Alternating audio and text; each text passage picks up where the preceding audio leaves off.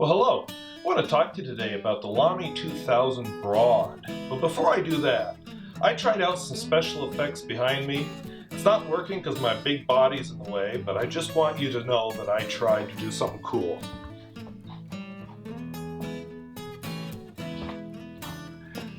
That's supposed to be bokeh and it's supposed to look cool. So yeah, I guess you can, oops, wrong shoulder. My monitor, it's all backwards. I guess you can see a tiny bit over my left shoulder, but whatever. All right, so Lamy 2000 Broad.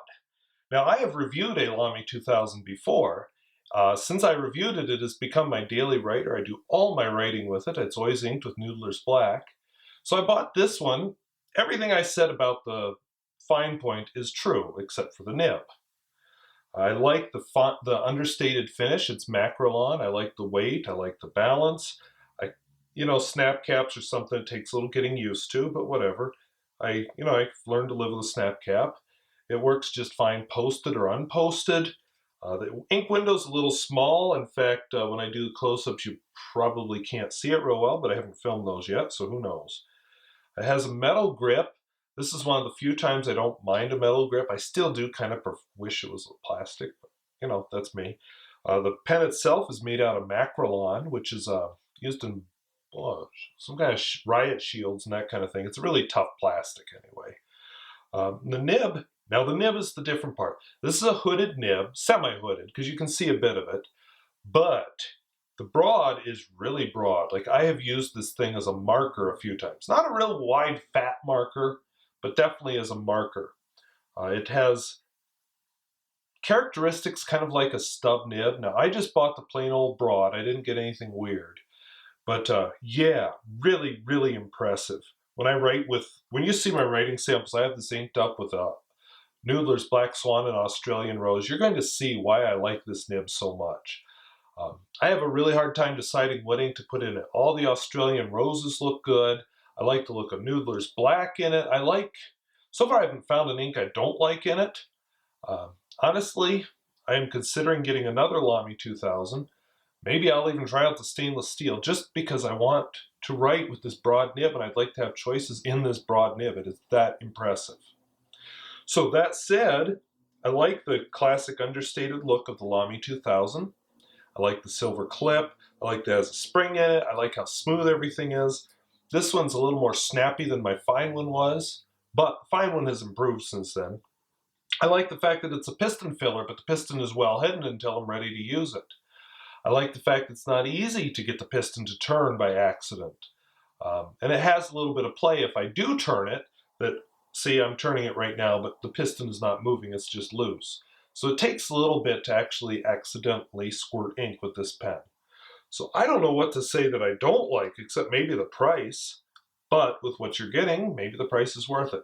These little dog ears near the grip that hold the cap on don't bother me at all. It just... I hate to gush about a pen, and I hate to have a pen gush, but I just like it. What else can I say? So I hope you enjoy the writing sample as much as I do, and thank you for watching. So luckily I didn't get the camera torn down. I realized all of a sudden that I never did size. So with the Lamy 2000, as far as size is concerned, capped, it's about the same length as a Noodler's Conrad. Uncapped, let's try to unscrew it, that didn't work. Uncapped, I'd say a Noodler's Conrad is about a 1/4 inch longer. And posted, I'd say we're close. Maybe 1/8 of an inch to a 1/4 of an inch longer on the Conrad.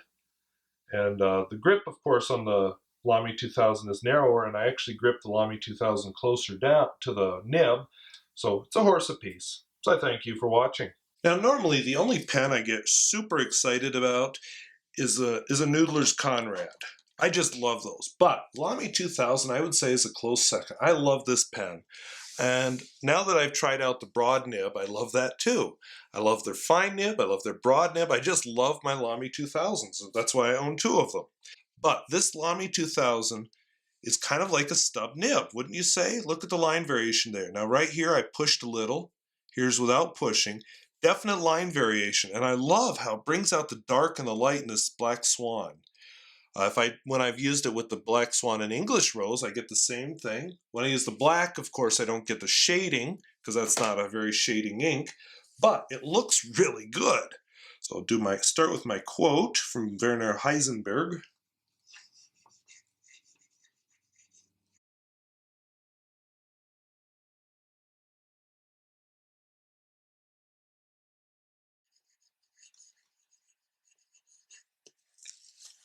All right, so this nib has a slight sweet spot. It's not as perfect as some other pens, but I think that has to do with the fact that the broad nib is has a slight stub character to it.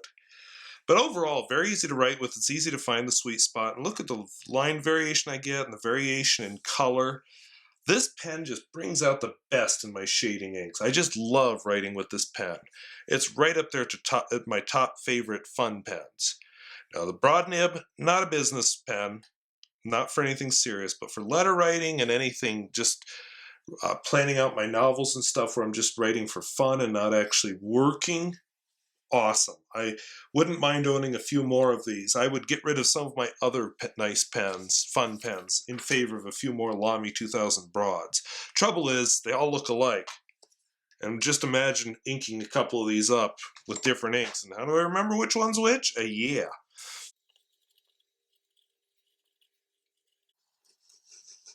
You can see there's some line variation with the fine. Again, this is a business pen to me, though, not a fun pen.